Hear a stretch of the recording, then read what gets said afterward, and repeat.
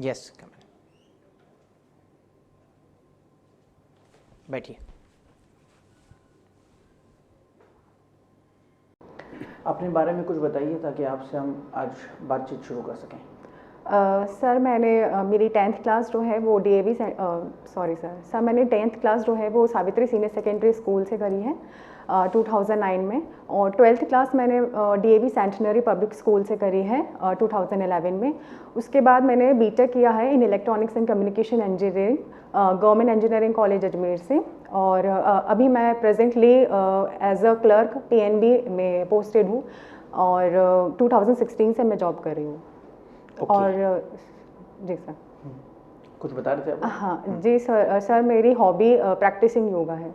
Okay, मैं ये देख पा रहा हूँ कि practising yoga is a common hobby, and आपको क्या लगता है सच में योगा एक हॉबी होनी चाहिए? सर जैसे कि हॉबी की जो एक्चुअल हम देखें अगर डेफिनेशन, तो यही है कि जिससे हम रिलैक्स फील करें। अब मैं इस योगा को प्रैक्टिस करते ही सर फिज़िकली, मेंटली और इमोशनली अपने आप को अच्छा फील करती हूँ, तो इस वजह से मैंने सर इसे हॉबी के रूप में चूज़ किया है। सर ये हॉबी होना चाहिए कि डेली रूटीन का पार्ट होना चाहिए? सर वैसे तो सर ये डेली रूटीन का पार्ट भी हो सकता है, पर मैं इसे ओकेजनली ही कर पाती हूँ क्योंकि कुछ कॉन्स्टेंट्स रहते हैं टाइम का भी शेड्यूल, तो इस वजह से, बट मैं कोशिश करती हूँ इसे कि रेगुलरली फॉलो करूँ। बहुत अच्छी बात है।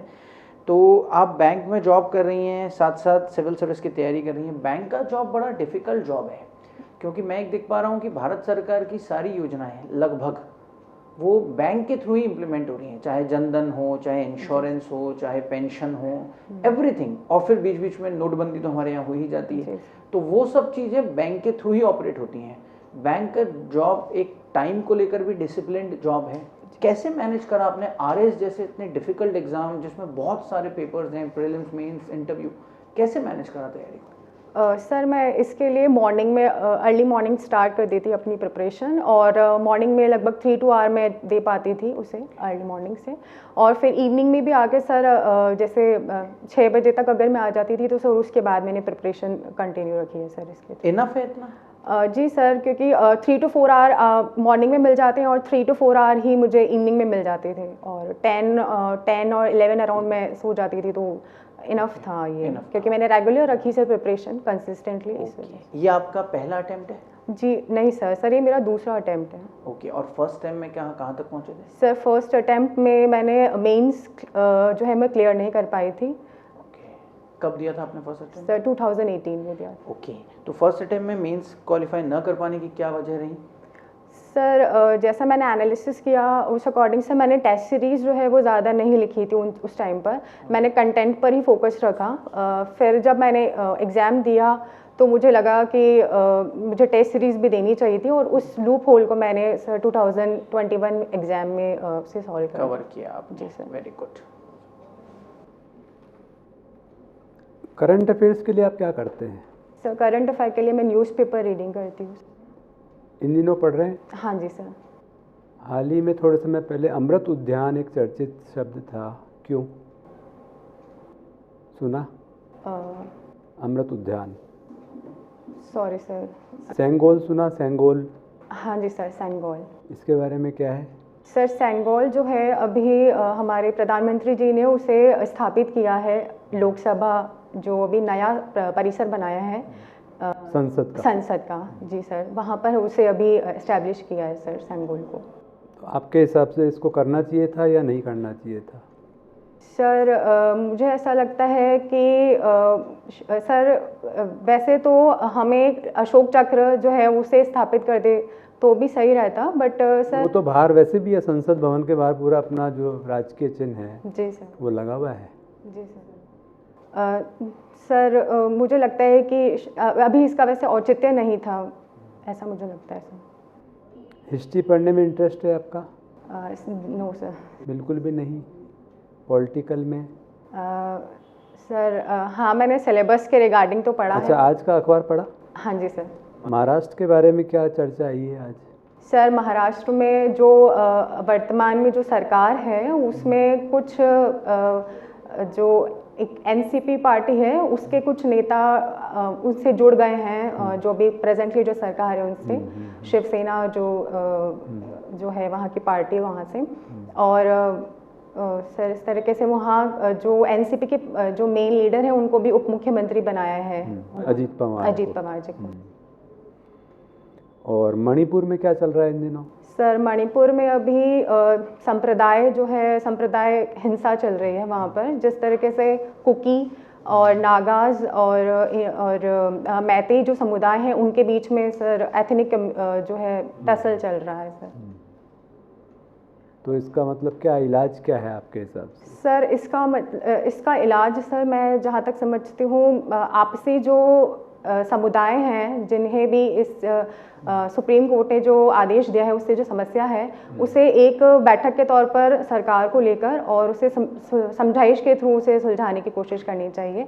जो भी उनके स्टेक होल्डर्स हैं उनको एक प्लेटफॉर्म पर लाकर और फिर समझाइश के थ्रू, ताकि हिंसा जो है हिंसा किसी भी चीज़ का समाधान नहीं है, इस तरीके से आगे बढ़ना चाहिए। और मेरा अंतिम क्वेश्चन है कि अग्निपथ योजना के बारे में क्या है, जानते हैं आप? जी, अग्निपथ योजना सर, अग्निवीर जो है हमारे मिलिट्री में और जो अदर पैरामिलिट्रीज फोर्सेस हैं उनमें जो सैनिक हैं उनको अप्लाई करने के लिए है, पर वो टेम्पररी है सर। जैसे 4 ईयर के लिए उन्हें अप्लाई करने के लिए मौका मिलेगा और 4 ईयर बाद सर वो जैसे उनको एक पर्टिकुलर कोटा दिया जाएगा जिससे वो एक आगे अपना फ्यूचर सिक्योर करते हुए और दूसरी जॉब अवेल कर सके। तो इससे फ़ायदा होगा? जी सर, इससे वॉलेंटरली तौर पर फ़ायदा होगा। एज अ वॉलेंटियर अगर कोई ज्वाइन करना चाहता है तो वो इसे ज्वाइन कर पाएगा। ठीक, मैडम कुछ? मैं आपके फॉर्म में एक शब्द पढ़ पा रही हूँ, कम्युनिकेशन। जी and you have done BTech electronics और कम्युनिकेशन में। जी मैम। राइट। टेलीपैथी आपने सुना है? टेलीपैथी जी मैम। क्या आप इसको रिलेट कर सकते हैं जो कॉन्सेप्ट टेस्ला ने दिया कम्युनिकेशन के लिए, और टेलीपैथी में क्या रहा होगा?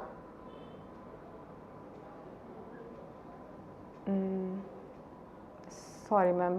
अच्छा, टेस्ला क्या कहकर गए? टेस्ला का कि बेसिक जो उन्होंने दिया कि वेव्स जब ट्रैवल करती हैं तो कहाँ एक वेव दूसरे के ऊपर जब सुपर इम्पोज करती है तो जो कंडीशन प्रोड्यूस होती है वहीं से कम्युनिकेशन का रोल है सारा। जी मैम। उस कंडीशन को हम क्या कहते हैं?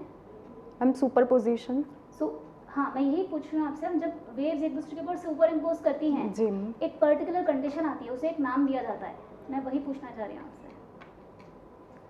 Ma'am resonance. Yes, exactly. So आपको नहीं लगता कि टेलीपैथी कभी संभव रहा होगा यदि हम ये मान के चले कि जो ब्रेन है उससे हमारे वेव्स निकलती है, और यदि किसी और के ब्रेन से वही वेव निकल के सुपर इम्पोज हो जाए तो रेजोनेंस की कंडीशन आ सकती है? क्या हम टेलीपैथी को जस्टिफाई कर सकते हैं? जी मैम, ऐसा पॉसिबल तो है मैम, बट मैम इसके बारे में मैम मुझे ज़्यादा जानकारी नहीं है तो मैं सॉरी। देन मैं आपका बैंकिंग सेक्टर में भी एक्सपीरियंस देख सकती हूँ। जी मैम। मैं जानना चाहती हूँ, बहुत ज़्यादा इन्फ्लेशन चल रहा है इकोनॉमी में। जी मैम। आरबीआई क्या रोल प्ले कर सकता है इकोनॉमी से पैसा खींचने में? मैम जैसे कि इन्फ्लेशन को देखते हुए आरबीआई के पास 2 मेजर्स होते हैं, क्वालिटेटिव एंड क्वांटिटेटिव, और मेजरली जो है आरबीआई क्वांटिटेटिव जो पॉइंट है उस पर ज़्यादा वर्क करता है, और उसमें एमपीसी के थ्रू, मॉनेटरी पॉलिसी कमेटी जो है उसके थ्रू वो रेपो रेट और reverse repo rate, base rate वगैरह इनको फिक्स कर और इनके माध्यम से कर या बढ़ाया घटाकर इनको जैसे अभी हम प्रीवियस टाइम पे देख रहे हैं कि इनको कंटिन्यूसली बढ़ाया जा रहा है ताकि इन्फ्लेशन को कंट्रोल किया जा सके, तो इनको बढ़ाकर और फिर उसके बाद इन्फ्लेशन जो है वो कंट्रोल कर सकते हैं मैम। ओके, मेरा इसी में एक फॉलोअप क्वेश्चन है, क्या हर कंट्री हमेशा इन्फ्लेशन में मार्केट से पैसा उठाती है, या कभी ऐसा भी हुआ है कहीं कि इन्फ्लेशन के दौरान मॉनेटरी पॉलिसी बहुत लूज रखी गई है और इकोनॉमी में पैसा पंप इन किया गया है? क्या ये तरीका पॉसिबल है? इन्फ्लेशन है लेकिन इकोनॉमी में पैसा बहुत पंप इन किया गया है। मैम ऐसा पर्टिकुलर इंसिडेंट तो मुझे नहीं पता, बट जहाँ पर हम देखें अगर इकोनॉमिक ग्रोथ की बात होती है उस केस में हम ऐसा कर सकते हैं, जब इकोनॉमिक जो ग्रोथ है कंट्री की अगर वो नीचे जा रही है, और उस केस में मैम हम पुश कर सकते हैं मनी को इन द मार्केट। ओके, क्या ये एग्जैक्टली वही है जो कीन्स ने सोल्यूशन दिया था? मैम सॉरी, मुझे इसका आइडिया नहीं है मैम। ओके। मेरा एक क्वेश्चन है आपसे, बजट किस तारीख को प्रेजेंट किया जाता है?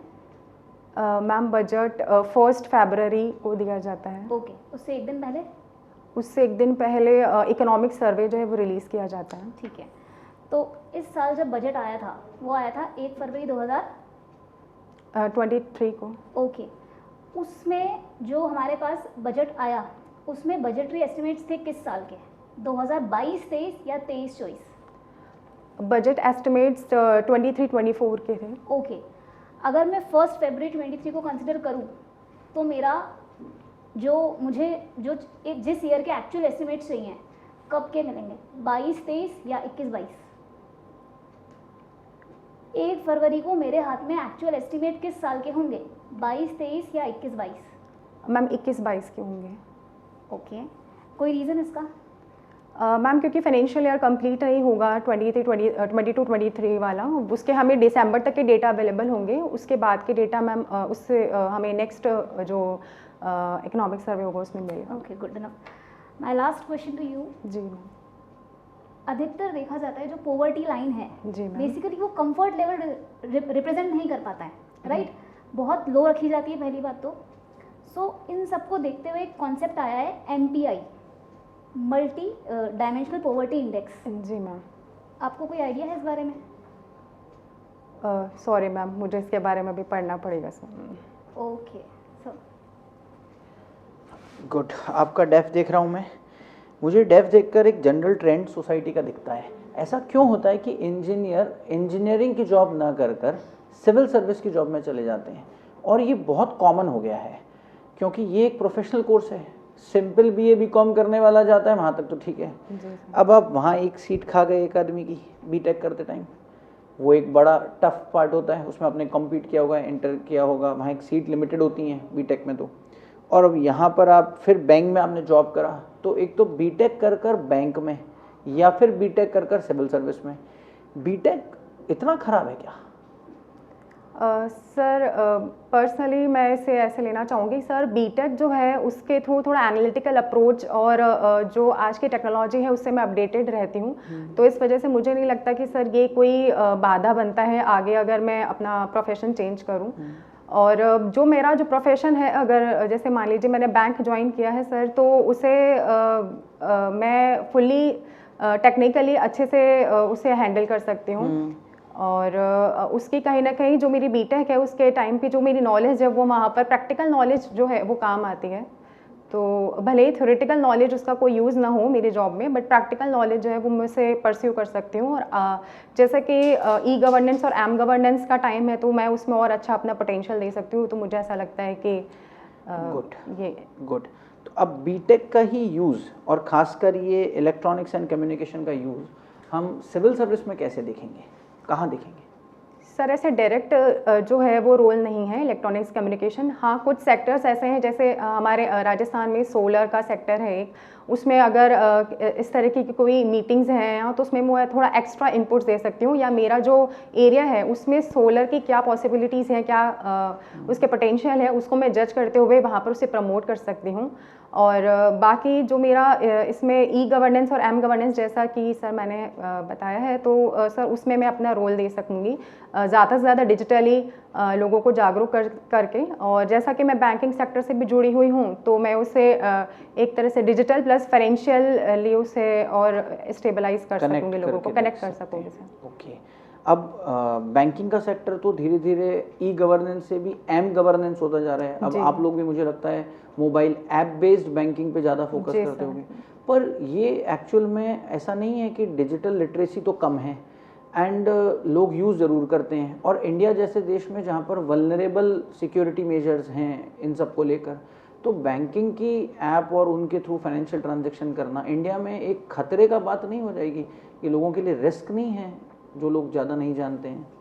सर हम कभी भी कोई टेक्निकल अप्रोच पे जाते हैं तो उसमें लेमन के लिए एक प्रॉब्लम तो होती है कि उन्हें उसके बारे में जानकारी का अभाव हो सकता है, बट इसके लिए टाइम टू टाइम RBI की तरफ से और जो भी बैंक्स हैं उनके तरफ से अवेयरनेस प्रोग्राम भी चलाया जा रहा है। जैसे कि साइबर क्राइम से रिगार्डिंग जो है उनका टोल फ्री नंबर जनरेट किया गया है, और इसके अलावा जो भी ऑनलाइन अवेलेबल हैं, बाकी बैंक्स जो हैं उनसे भी आप डायरेक्ट संपर्क कर सकते हैं।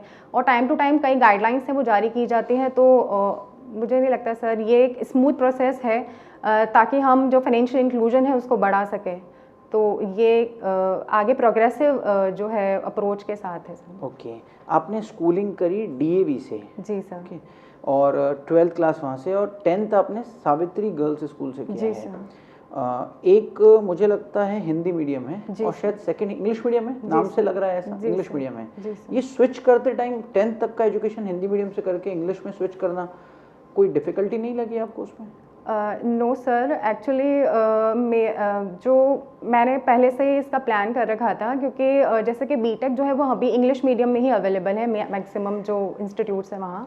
तो आगे जाकर मुझे इंग्लिश मीडियम में ही उसे फॉलो करना होता है। इस वजह से मैंने सर 11th क्लास में ही जो मेरे पर्टिकुलर सब्जेक्ट्स हैं जो मुझे आगे बीटेक में काम आते हैं उन्हें पढ़ने के लिए सर मैंने इसलिए इंग्लिश मीडियम में ज्वाइन किया था सर। ओके, और आपने सिविल सर्विस की प्रिपरेशन कौन से मीडियम में करी? सर इंग्लिश मीडियम में। वो इंग्लिश में करी? जी सर। तो ह्यूमैनिटीज़ पढ़ने में आपको प्रॉब्लम फेस नहीं करनी पड़ी? नो सर, मैंने एनसीईआरटी से स्टार्ट किया था इसके प्रिपरेशन करना, तो बिल्कुल बेस से हुआ है सर। आपने एनसीईआरटी बोला अभी। जी। एनसीईआरटी का रैशनलाइजेशन किया गया कुछ टाइम जी सर। पहली बात तो मैं यही जानना चाहूँगा कि वो रैशनलाइजेशन है या इंटेंशनल चेंजेस हैं जो उसमें हुए हैं? पता है आपको उसके बारे में जानकारी है? सर थोड़ा न्यूज़ में पढ़ा था सर। हाँ, तो वो रैशनलाइजेशन हुआ है या इंटेंशनल चेंज हुआ है? सर मेरे अकॉर्डिंग सर रैशनलाइजेशन ही है, क्योंकि जो ऐसे डेटास थे या ऐसे जो कुछ टॉपिक्स थे जो ऑब्सोलेट थे तो उन्हें सर हटाते हुए और स्मूथ किया है सर आगे जो आने वाले बच्चे पढ़ने वाले हैं उसे। तो मुझे तो लगता है सर रैशनलाइजेशन। तो हिस्ट्री की किताब में से मुगल्स का चैप्टर हटा देना, वो ऑब्सोलेट हो गए मुगल इंडिया में? सर सारे जो सभी क्लासेस में नहीं हटाए, पर्टिकुलर क्लासेस में ही हटाए गए हैं, तो कहीं ना कहीं बच्चा उन्हें पढ़ेगा। ओके, तो रैशनलाइजेशन है आपके हिसाब से, ठीक बात है। एनसीईआरटी का रीराइटिंग, ओके, तो आपने एनसीईआरटी से अपनी पूरी प्रिपरेशन करी। जी सर। और आपने जो ये आपकी इंजीनियरिंग और कम्युनिकेशन की बैकग्राउंड थी, इससे प्रिपरेशन में कुछ हेल्प मिली आपको? जी सर, साइंस टेक वाला जो पोर्शन है वो उसमें मुझे काफ़ी हेल्प मिली सर। हेल्प मिली, उसमें बड़ा पोर्शन बायो का है, बायोलॉजी का है। हाँ, तो फिर वो कैसे प्रिपेयर किया आपने? सर वो मैंने थ्रू इंटरनेट किया था सर। इंटरनेट के थ्रू प्रिपेयर किया। और इस दुनिया में तो हम गूगल जनरेशन है तो जल्दी इंफॉर्मेशन अवेलेबल हो भी जाती हैं। जी सर। तो मेरा लास्ट सवाल आपसे ये है कि कितना ठीक है एजुकेशन में, जो आप यूज़ भी कर चुके हो, टेक्नोलॉजी का इंटरवेंशन, उसके पॉजिटिव ज़्यादा लगते हैं या नेगेटिव, और अगर हैं तो एक एक बता दो दोनों।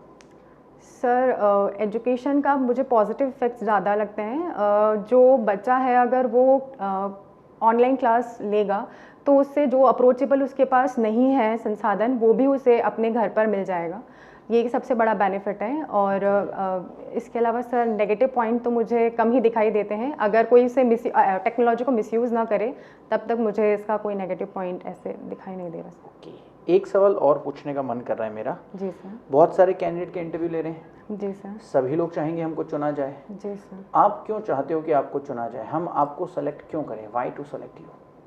सर जो सिलेक्शन का सर रीज़न तो ये है कि मैं अपने आप को एक अच्छा कम्युनिकेशन स्किल में अच्छा मानती हूँ। इसके अलावा सर जो मेरा एक्सपीरियंस रहा है अभी बैंक का पब्लिक से डील करने का, उसे मैं अच्छी तरीके से कन्वे कर पाऊँगी। जो मेरे अंडर जो लोग हैं जो आएंगे उनसे अच्छा सा कम्युनिकेशन कर पाऊँगी। अपनी नॉलेज जो है जो मैंने बीटेक के टाइम पे ली है या फिर बैंकिंग ड्यूरेशन में ली है उसे मैं अच्छे से कन्वे करते हुए और एक लीडरशिप पोजीशन जो है उसे भी, और साथ में टाइम मैनेजमेंट स्किल्स जो हैं उसको मैं अच्छे से यूज़ कर सकती हूँ। तो मुझे लगता है सर कि मैं इसके लिए एलिजिबल हूँ। बिल्कुल, और हमारी शुभकामनाएं भी रहेंगी थैंक कि यू आपको चुना जाए, आप एक अच्छे पद पर, आपके डिज़ायर्ड पद पर पहुँचें। हम सब की बेस्ट विशेज़ हैं। Thank you.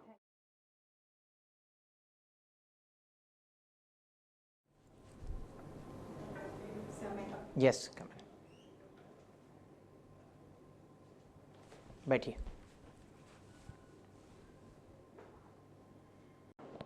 कैसा लग रहा है? हाँ सर, थोड़ा नॉलेज पे और काम करना है, करना पड़ेगा कंटेंट पे। कहाँ काम करना है? क्या खुद का इवैल्यूएशन क्या है आपका? सर जैसे सर ने भी दो क्वेश्चन ऐसे थे जो करंट से मुझे नहीं आए थे, तो वो थोड़ा बेसिक थे वो। हाँ बेसिक करंट था वो, तो न्यूज़पेपर की हेडलाइंस थी, हाँ। है ना? अपीयरेंस आपका गुड है, कोई डाउट नहीं है उसमें। कॉन्फिडेंस आपके चेहरे पे दिखता है, उसकी कोई प्रॉब्लम नहीं। पर्सनैलिटी आपकी बिल्कुल ऑफिसर वाली है, उसमें 1% भी डाउट नहीं है। यही साड़ी पहन के जाने वाले जी हो? सर। वेरी गुड, बहुत बढ़िया है। अच्छा अपीयरेंस है, अच्छी साड़ी है, अच्छा कलर कॉम्बिनेशन है, सब कुछ बढ़िया है। अपीयरेंस में कोई डाउट नहीं है, कॉन्फिडेंस भी चेहरे पर दिखता है। एक तो हड़बड़ाना नहीं है, यहाँ पर कोई क्वेश्चन नहीं आता। जैसे सेनेगल पे आपकी ओपिनियन पूछी थी, फैक्ट तो पूछा ही नहीं। ओपिनियन कुछ भी हो सकती है और आप अपनी ओपिनियन पे स्टिक करोगे ना। तो जब काउंटर हुआ तो आप थोड़ा सा हड़बड़ा गए वहाँ पर, है ना। वो नहीं हड़बड़ाना है। अगर आपको लगता है कि नहीं सेनेगल ठीक है तो ठीक है, नहीं है तो नहीं, कोई बात नहीं। तो अगर नहीं लग रहा है तो आपका अपना ओपिनियन बड़ा कॉन्फिडेंटली प्रेजेंट करना है कि संसद के बाहर है, अंदर भी होना चाहिए। और अंदर क्यों नहीं हो, ऐसी क्या है, बाहर है और अंदर नहीं है, इसमें क्या क्या लॉजिक है, उसका कोई फर्क ही नहीं पड़ता है। तो अंदर भी हो सकता है। अगर आप उस पर कॉन्फिडेंट हो तो आपको स्टिक करना है। और अगर आप सेनेगल को कंसिडर कर रहे हो तो उस पर कॉन्फिडेंट रहना है, हड़बड़ाना नहीं है। मतलब ऐसा होगा, आपके क्वेश्चन के ऊपर काउंटर आएगा और वो आपको ग्रिल करने के लिए आएगा कि आप उस पर हड़बड़ा जाओ, तो वो नहीं मौका देना है ना, ऐसा पूरा चांस रहेगा। एक जगह पर मैम ने कुछ पूछा था तो आपने काउंटर वापस पूछा, जैसे टेलीपैथी पे आपने फिर पूछा टेलीपैथी, तो वो री-क्वेश्चन मत करो। वो थोड़ा अभी आपको नहीं रियलाइज हुआ होगा, पर वो अटपटा लगता है कि जैसे मैंने क्वेश्चन पूछा तो या तो सुना नहीं, तो उसमें फिर ये हो सकता है कि हम ये बोल दें कि सर सॉरी सर, मेरे को आवाज़ नहीं आई, आप एक बार प्लीज़ वापस रिपीट कर देंगे। तो वो तो बात समझ आ गई, आपने सुन भी लिया था। फिर री-क्वेश्चन करना ये जनरल ट्रेंड है, हम बातचीत करते तो ऐसा करते हैं। जैसे अभी हम भी बात कर रहे हैं तो हम ऐसा कर देंगे कई बार कि ना हम रिपीट कर देंगे उसी वर्ड को, तो वो नहीं करना, वो अटपटा लगेगा थोड़ा। बैकग्राउंड सब्जेक्ट पे बेसिक प्रिपेयर करने का कहा था मैंने, तो वो एक थोड़ा प्रिपरेशन मुझे लग रहा है कि आपको अपना इंजीनियरिंग बैकग्राउंड का जो सब्जेक्ट है, क्योंकि आपका सब्जेक्ट बड़ा ऐसा है जो प्रैक्टिकल वर्ल्ड में दिखता है। अभी कम्युनिकेशन पे तो 6G 5G वो तो चलो एरिया आया नहीं, मैम उस तक पहुंचे नहीं, बट 6G 5G 4G ये सब चीजें आ सकती हैं। कम्युनिकेशन के बहुत सारे चैनल हैं, नए नए, इसमें तो बहुत डेवलपमेंट हो रहे हैं और फ्यूचर भी इनसे ही चल रहा है। तो इस पे आपको थोड़ा सा मतलब फैक्ट प्रिपेयर करो, प्लस साथ साथ में क्या करो, उसका यूजेज जो करंट में है ना, उसका करंट भी थोड़ा ध्यान रखो, वो एक आपको करना चाहिए। सर वाला करंट तो है ही अपनी जगह, जो सर ने पूछा था वो बड़ा बेसिक था। अमृत उद्यान मुगल गार्डन का नाम बदल दिया तो बड़ा बेसिक है वो तो, और वो तो मतलब हेडलाइन का ही पार्ट था और कंट्रोवर्शियल पार्ट था कि सरकार नाम बदल रही है। अगर हम उसमें आगे जाएं तो ये भी कर सकते हैं कि नाम बदलना कितना ठीक है। शेक्सपियर तो कहता है what lies in the name, और यहाँ पर नाम बदल रहे हैं हर चीज का ही, तो नाम बदलना ठीक है कि नहीं है, ये भी पता होना चाहिए। मतलब उसके लिए भी प्रिपेयर्ड रहना है आपको। तो कम से कम मतलब करंट का बेसिक एरिया कॉन्फिडेंटली होना चाहिए। और ओवरऑल बहुत बढ़िया है, सब कुछ ठीक है, कॉन्फिडेंट हो आप। अगर आपने इकोनॉमिक्स में कोई जवाब नहीं भी दिया तो चलेगा, क्योंकि आपका बैकग्राउंड ऐसा नहीं है, पर बैंकिंग पे कॉन्फिडेंट रहना है, वो थोड़ा ध्यान रखना है। कुछ नहीं भी आता है तो ना अच्छा जवाब है, और विद कॉन्फिडेंस कोई प्रॉब्लम नहीं है। ओवरऑल बहुत बढ़िया है, कोई दिक्कत नहीं है। हमारी तरफ से बेस्ट विशेज हैं आपको, और हम बहुत जल्दी आपको एक ऑफिसर की तरह देखना चाहेंगे। बिल्कुल sir, all the best, God bless you. Thank you sir.